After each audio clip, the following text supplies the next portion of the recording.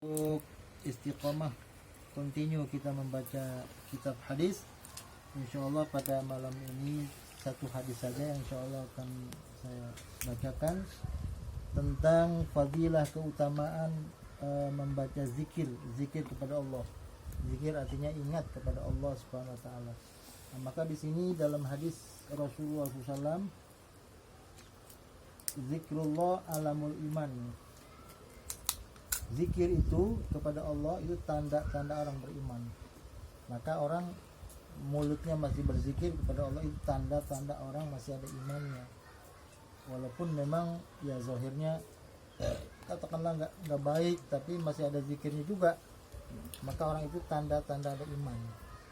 Ini bicara tanda-tanda ada iman, ya, bukan dari surga, bukan. Entar dulu.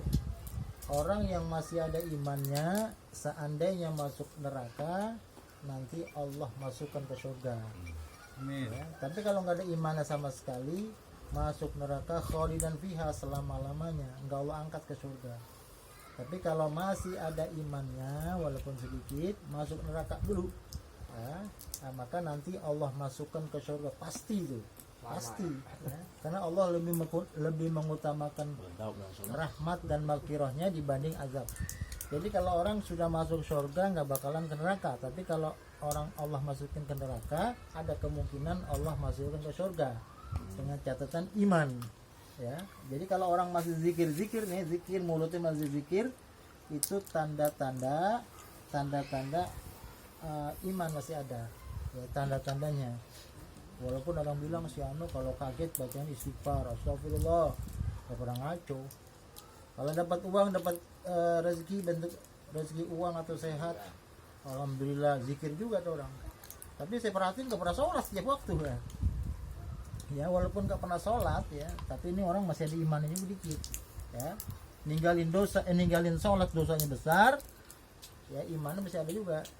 Nanti Allah masukin ke neraka, ya, karena memang dihitung pahala dan dosanya, karena nggak sholat dosanya besar, terpaksa masuk neraka juga, ya. Allah masuk ke neraka, tapi nanti Allah angkat ke surga. Kenapa? Karena masih ada imannya. Nah, jadi tanda-tanda orang yang beriman itu zikir.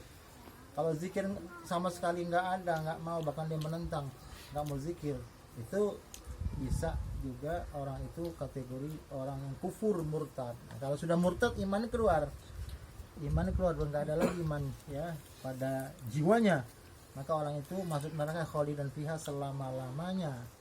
Nah, nanti itu di dalam kitab Tanbihul Ghafilin ada orang yang masuk surga tadinya neraka dulu, itu ada tandanya, ya, makanya dia minta kepada Allah, ya Allah hapus tanda-tanda yang ada di jidatku, ya Allah, supaya dia nggak malu.